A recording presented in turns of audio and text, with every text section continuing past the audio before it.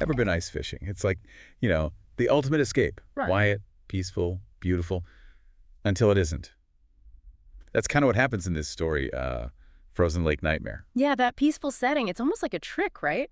You got these two guys all set for a week on the ice, experienced, prepared, makes what happens hit even harder. They're even driving their truck on the ice. New experience, little pushing the limits maybe. First couple days, smooth sailing. Then day 3, weather turns brutal. It's like the story just slams you with how bad it gets. The cold, the wind, even the ice is making these creepy noises. Then there's John. Starts obsessing over his keys, his phone, no signal, but he keeps checking. Like he senses something's off. Almost primal, isn't it? Like some deep down instinct is going haywire. He can feel something's wrong, but can't pinpoint it. Then bam, the shanty breaks loose. Things flying across the ice. Knocks the narrator out for a bit. He comes to and sees the truck's headlights. Way out there, sinking through the ice. Just imagine seeing those headlights disappear. Gone. John's trapped. No way out. You're helpless. It's brutal. So the narrator, he passes out by the hole in the ice. Wakes up, snow everywhere. No gear, no John. Just him, alone, and gotta survive. Story goes from, like, buddies fishing to straight-up survival horror right then. And it's not just the cold and all that. It's the shock of seeing your friend die. I bet. And then this endless white landscape starts messing with his head. Hallucinations. Vivid, creepy stuff. Story even mentions the Gansfeld effect, which I gotta admit, I'm not too familiar with. Oh, the Gansfeld effect. That's when your brain's starved for input, so it starts creating its own hallucinations. This guy, he's seeing trucks, voices, even a deer running around, all in his head. So the isolation, that emptiness, it's like the lake's breaking him down mentally. Exactly. Shows you how fragile we are, right? Oh. But then, through the hallucinations, a real shanty appears. Hope, maybe. This guy inside seems friendly, offers food, shelter, but little things are off. Like, it's freezing, but he has no breath vapor. Weird. Raises all sorts of red flags, doesn't it? Makes you wonder if this help is actually something much worse, like a trap. The narrator, he's exhausted. Falls asleep at the shanty. Big mistake. Wakes up, tied up, gagged, being dragged to a pre-cut hole in the ice. This helper was anything but. That's just chilling. The whole thing was planned. He wasn't helping. He wanted this. It's messed up. And the way he tries to drown him. Pushes him in, then starts dropping blocks of ice on him.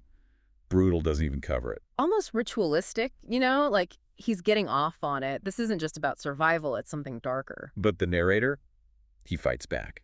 Uses the guy's leverage, gets out of the water, steals some dry clothes from the shanty, and runs. He's becoming resourceful, I'll give him that. Doing what he has to. But you can see the toll this is taking. He's changing. Days, he's out there, wandering, hungry, thirsty, hallucinating, pushed to the edge. Then he finds an ice auger. Lifesaver, maybe? Or maybe not. That auger, it's a turning point. Gives him a way to get water, but it also leads to a discovery he'll wish he never made. He drills a hole, desperate for a drink. But then he notices the ice shadings, red. He looks closer. He drilled into his friend John, frozen solid. Talk about a gut punch. He knew John was gone, but this... And then there's a question. What exactly was in that water he just drank? Story doesn't spell it out, but you get the feeling it wasn't just lake water. Chilling, to say the least. That's what gets you, right? The not knowing makes it all the more disturbing. And he makes it out, follows the sunrise back to civilization, but frostbite takes its toll. Toes, fingers, part of his nose. And the trauma. That'll never fully heal. Scars, inside and out. He tries to put his life back together, therapy, all that. But then, a year later, knock on the door, the nightmare's back. Here's where it gets really creepy. Standing at the door, it's John. Alive, it seems. And he's got an invitation. Ice fishing. There's something off about him. His coat, it's like it's caved in over his chest. And in the freezing air. Yeah. No breath.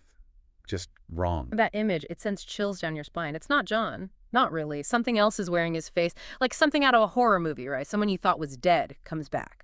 But it's not really them. Gets to you. That fear of not knowing who's really there. And the way they describe him. Sunken chest, no breath. Like a walking corpse. Gives me the creeps just thinking about it. That no breath thing. That's important. Like whatever this is, it's not bound by the normal rules. So what's this story really about? What's the takeaway here? Well, on one level, it's like a warning, right? About isolation, how nature can mess you up, body and mind.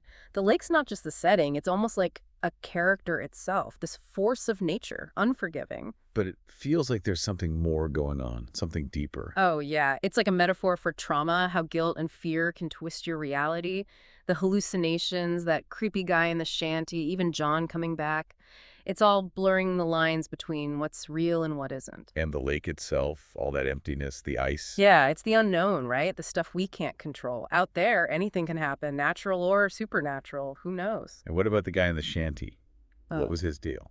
Was he even human? that's the million-dollar question, isn't it? Was he just some guy driven crazy by being alone too long? Or was it something else, like some kind of guardian of the lake? Or maybe something even worse? You said it before, that no breath thing. Yeah. Definitely makes you think he wasn't exactly normal. And that whole drowning thing with the ice blocks. Almost like some kind of ritual sacrifice, right? Makes you wonder if the lake itself is calling the shots, demanding something from people. But why these guys? Why target them specifically? Maybe just bad luck, wrong place, wrong time. Or maybe, I don't know, maybe something about them being there upset some kind of balance. And John showing up at the end. What was that all about? Ghost. Zombie. Something else entirely. Story leaves it open, which makes it even creepier. Maybe he's a vengeful spirit, wants to drag the narrator back to the lake. You know, classic ghost story stuff. Or maybe he's like a puppet controlled by whatever's in the lake. Mm-hmm. His chest being caved in. Maybe that's like his soul's gone, replaced by something else. Chilling, right. Like something stole his identity, his body. Makes you question what's real, what's not. And the big question, what would you do? If I was your friend at the door, would you go with him? Makes you think, doesn't it? You want to believe it's really them. But that gut feeling tells you something's terribly wrong. The story's brilliant because it doesn't give you any easy answers. Just leaves you hanging, wondering what the narrator's going to do. Right. That ending, man, John at the door, just wrong. Yeah, what would you do? Really makes you think. Right. Logic says slam the door, call 911. But what about that hope? You know, maybe it assists him somehow. Tough call. The story's great at that. Doesn't tell you what to think. Leaves you hanging. So let's play it out. What could be going on with John? What happens if the narrator goes with him? Well, one theory.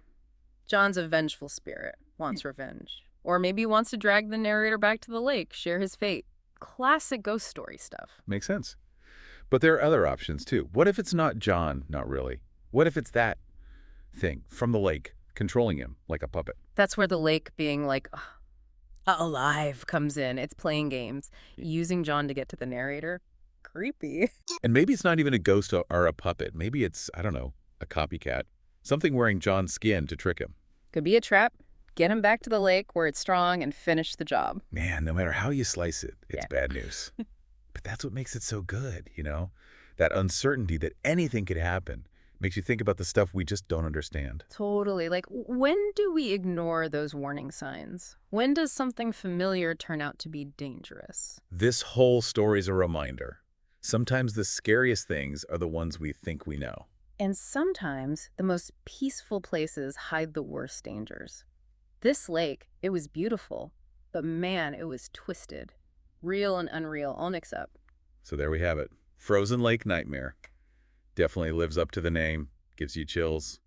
A&D makes you think. What do you guys think happened to John? Would you take that invitation? Hit us up in the comments. Let's discuss. And if you've got your OWN story, something strange, something you can't explain, we want to hear it. Maybe your experience helps us figure out what's really going on out there.